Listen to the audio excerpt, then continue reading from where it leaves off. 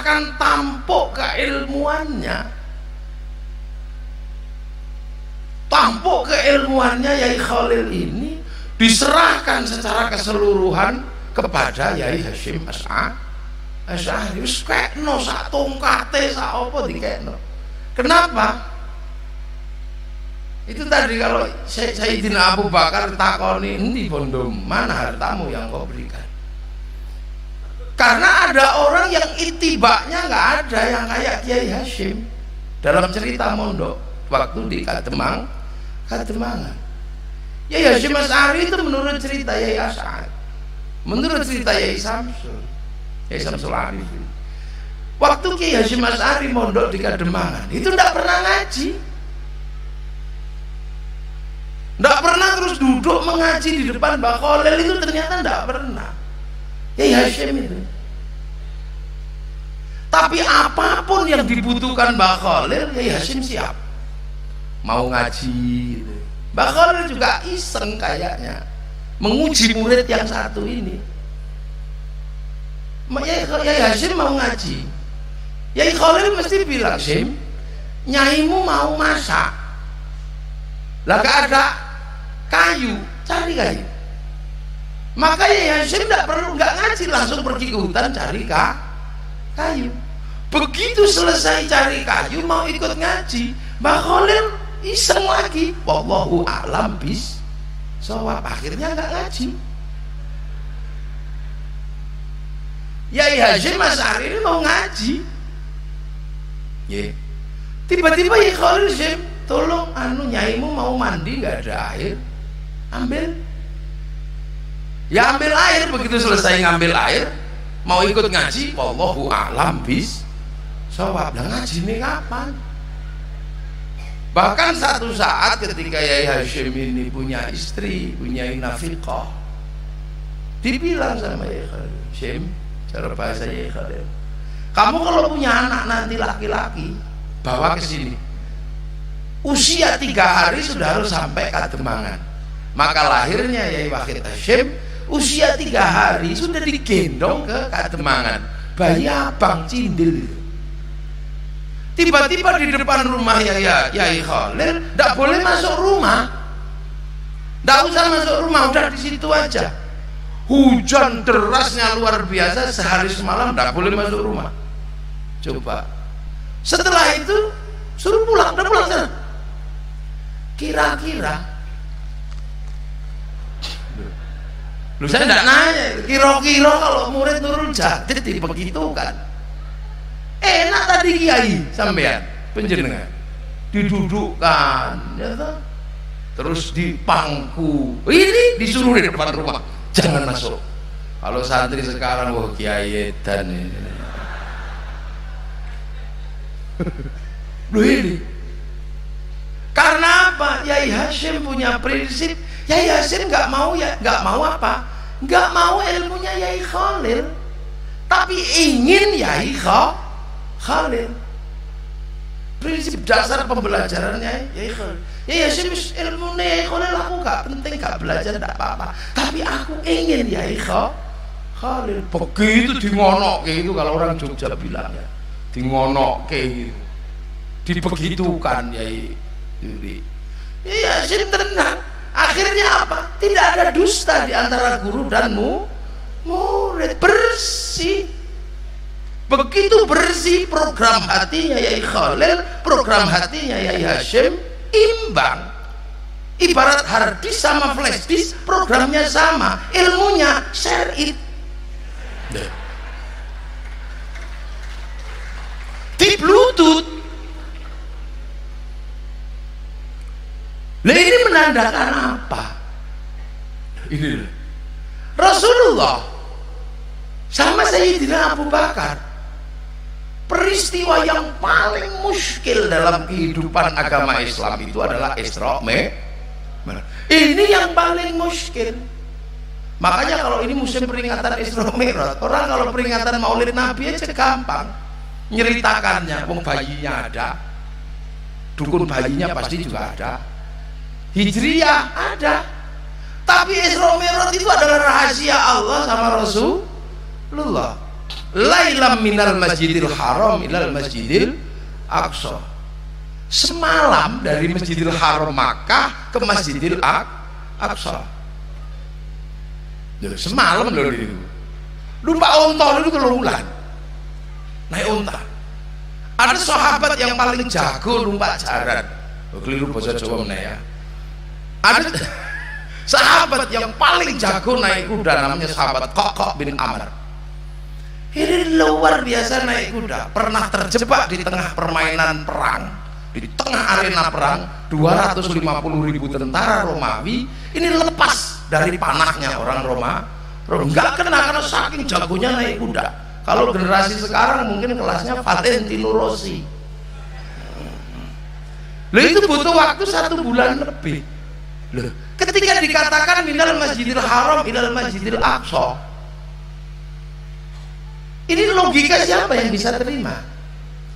Linuriyahu min ayatina sampai di langit. Tapi sahabat Abu Bakar apa pakai nanya? Iya ya Rasul. Dari mana ya Rasul? Dari Masjidil Aqsa. Terus kemana ya Rasul? Ke langit. Ya. Enggak pakai nanya ini. Sayyidina Ali dari mana ya Rasul? Dari Masjidil Aqsa. Dari langit. Oh iya ya Rasul. Bohiron wa batinan. Makanya kemudian pengalaman spiritualnya Rasulullah yang namanya Isra Mi'raj, yang dalam bahasa kiai modern disebut experience of religion. Oh ya, kalau kiai ya masih ngerti experience of religion. Ini syar'i. Makanya seluruh sanad thariqah kalau tidak dari kiai, dari Sayyidina Abu Bakar, ya dari Sayyidina Ali. Yang lain kan pakai akal nerimanya. Makanya tidak masuk wifi-nya Rasulullah. Loh, makanya begitu perintah sholat masalah. Rasulullah Allahu Akbar. Rasulullah online kepada Allah. Sayyidina Ali, Sayyidina Abu Bakar yang di belakangnya Allahu Akbar. Masuk wifi-nya Rasulullah. Layar belakang Allahu Akbar.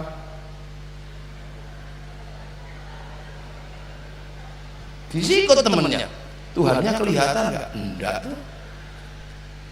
Saking susahnya menerima sampai kemudian dibilang ubudullah ka'annaka tarahu fa illam takun tarahu fa innahu yara. Ya udahlah, kamu ibadah seolah kamu lihat aku. Kalau kamu nggak lihat aku, yakinlah aku lihat engkau. Ini yang ini kan kurikulum pembelajaran. Kurikulum pembelajaran. Sunan Kalijaga, saya minta kalau ini Sunan Kalijaga. Udah duduk kamu 3 tahun situ, jangan kembali. Jangan berdiri sebelum aku pulang. Loh, kita nggak kebayang ya orang kayak Sunan Kalijogo itu. Namanya itu berandal loko. Berandal maling gitu aja. Loko itu kondang, Joyo itu sekti. Tiba-tiba sama Sunan Bonang suruh nungguin tongkat. Yang tongkat itu nggak ada yang nunggu, juga nggak ada yang nyuri. Loh, tongkat itu dari bambu, siapa sing wong rano sing ndak ada yang nunggu, juga nggak ada yang nyuri. Kelasnya berandal Loko Joyo diterima jadi murid cuma nunggu tongkat. Kan sama sekali nggak bergengsi. Loh, kalau rajanya berandal kamu tak terima jadi muridku, tapi tolong perampok setapal kuda kamu selesaikan, siap kiai, pekerjaan gagah. Lah ini rajanya berandal, tunggu tekan ya. Ini kan jelek sekali itu. Itu sama dengan banser dari Probolinggo. Sama, tiba-tiba saya datang. Assalamualaikum salam. Oh iya kiai, ada apa? Kamu ikut ngaji saya ya? Oh iya kiai. Kemana? Saya mau ngaji ke Banyuwangi. Tapi di Gunung Kumiter itu ada perampok. Saya kalau nggak lewat situ, kalau perampoknya ngedang saya, nggak bisa saya. Kamu kan jago kelahi. Oh iya kiai, siap. Pulang dari situ pasti dia cerita, Kiai Muafik, kalau udah saya temeni, nggak jadi ngaji itu. Oh, ceritanya pasti kemana-mana. Akan sangat berbeda ketika kemudian ya ikut ngaji. Siap kiai. Apa? Kemana? Ke Banyuwangi.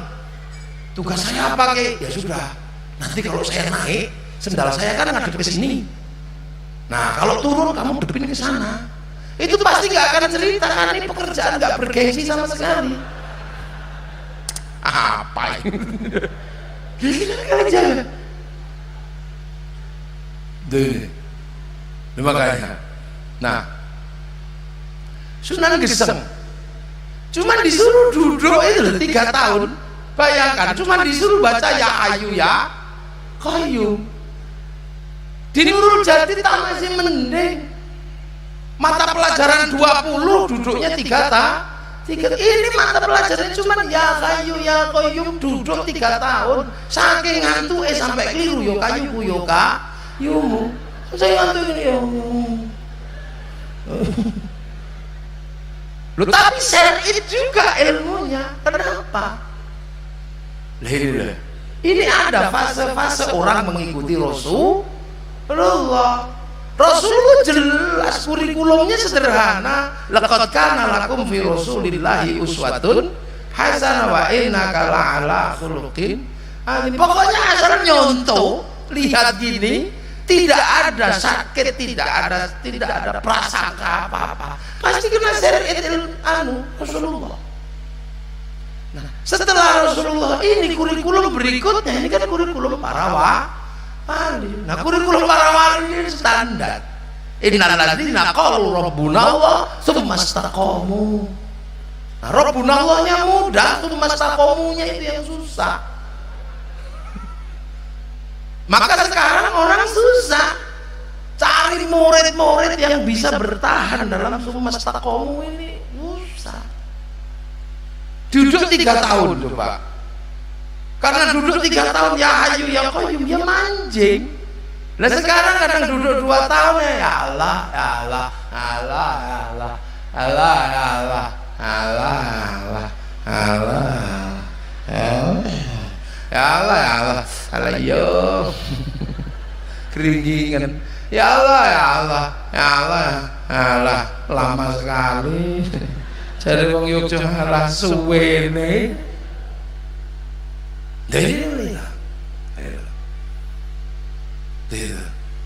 Lah era-era itu masih ketemu. Kiai Hasyim ini masih ketemu. Jadi maka pangkatnya jelas. Lah karena kemudian pendidikan ulama, pendidikan wali ini sangat susah, maka kemudian kita ini akhirnya mau tidak mau mengikuti kurikulumnya ulama. Lah kurikulum ulama itu apa? Ya jelas sudah enggak usah ribet di situ. Innama yakhshallah min ibadihil ulama. Ya kalau mau jadi ulama ya harus yakhshallah, diulang yakhshallah gitu aja. Biar telinganya mau dengerin tempeling. Menjadi ulama ini kan dikasih mas'ul namanya yakhshallah. Ya Allah, maka kurikulum ulama dulu itu tempilingnya tepat. Duduk yang bagus. Tanya. Supaya apa? Mendapatkan ilmu dengan kualifikasi yang ulama. Yang ulamanya makrifat di situ. Nah sekarang kan masalah. Kurikulum yakhshallah ini sangat susah diterapkan. Yaitu tadi salah satunya. Kurikulum yakhshallah ini susah. Anak dikerasi dikit lapor polisi, melanggar HAM. Ya ini ibarat santan disuruh keluar dari kelapa susah. Nah, santan itu diparut, dipecoki, dipelatoki. Ini baru keluar santan. Saya ingat kalimatnya Makhrus Ali, Sidney John itu hafal Quran, hafal Sahih Bukhari Muslim, bahkan Alfiyah Sungsang. Kalau kita kan Alfiyah dari depan, kalau Muhammadun wa ibnu Maliki yang maduna bil akhirah ini buntut. Fathul Mu'in hafal. Tapi Makhrus bilang ini ulama tapi nakirah. Karena ini tidak punya mas'ul yang namanya yakhshallah.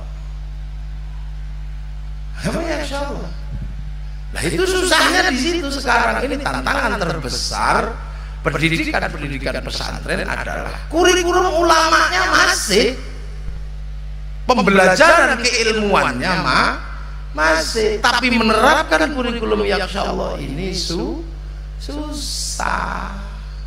Makanya yang fa'ilau ladinamu nggak bisa rofa gitu. Ya nggak bisa rofa, gimana mau rofa? Wong domah nggak punya, ini nggak punya, wawu nggak punya, alif nggak ada, nun nggak ada. Dan itu kan beratnya luar biasa. Maka ke depan ini sebenarnya yang paling bahaya itu adalah krisis ulama. Negara juga harus turut campur tangan. Ini mumpung ada Pak Polisi, ini setingkat Polres ya. Kalau yang TNI setingkat Kodam. Ini penting. Jadi kenapa para ulama itu kalau mendidik santri kok pakai dijewer? Ya kok pakai dijewer? Kok pakai diselentik? Jasad ini tidak pernah takut sama Allah, tapi yang takut sama Allah itu memang basicnya rohani. Rohani ini punya basic taat sama Allah. Allah subhanahu qalu bala syahidna. Tapi kalau jasad kan terbuat dari dunia, tadi dikatakan sama Kiai, ini bibit, ini bungkus. Bungkus ini dunia, hobinya dunia. Tangan ini telo. Nah, agar ini naik gitu kan ya, bungkusnya diperbaiki. Ilmu mau masuk ngantuk ini tapuk matanya. Ya ibarat pel itu kalau mau masuk kan mesti lewat mulut. Nah kalau pahit ya kayak gedang. Ilmu mau masuk kok ngantuk, tepuk telinganya, ngomong dhewe tapuk lambene. Jadi kan sebuah proses. Lah sekarang tiba-tiba kalau ditapuk pok itu melanggar. Makanya kalau di tempat saya nggak berlaku. Tak tapuk kok nesu wong tuane tapuk sisan. Ya. Ini sistem pendidikan berbeda, Pak Polisi, ya ambet saya Bu. Ini kurikulum ulama itu membangkitkan ruhani untuk takut kepada Allah. Sangat berbeda dengan SMK, SMP. Ini berbeda. Dia memberikan pengetahuan yang bersifat ilmiah. Kalau yang ini yang dibangunkan. Makanya kalau ininya nggak bangun, bungkusnya nggak ditata, sangat mengkhawatirkan. Karena kalau sampai ulama tidak punya mas'ul yakhsyallah, ulamanya nakiro. Lah ulama nakiro itu bukan yakhsyallah, tapi yakhsyallahu. Sing wedi malah Gusti Allah.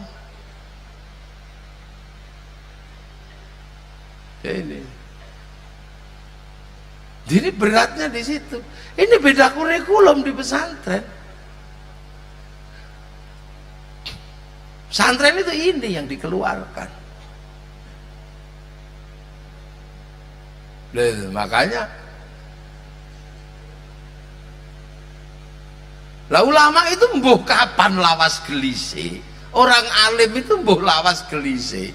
Mbuh apa ya lawas gelise niku napa? Cepat atau lambat ini akan mendapat kedudukan ditaruh depan. Akan jadi mubtada. Mbuh kapan lawas gelise. Lah nek mubtada kok nakira ya medeni wong to. Kalau mubtada kok nakira namanya mubtada muakhkhar. Loh makanya sekarang karena mau rofa gak ada yang jangkep, maka sekarang dalam setiap event apapun yang dipakai adalah rumus i'rab. Lah i'rab itu apa? Oportunis. Taghyiru akhiril kalim takdirun aw lafdhun li amilin ulim. Setiap perubahan tergantung amil yang masuk. Makanya setiap pilkada, setiap pil semua tergantung amil.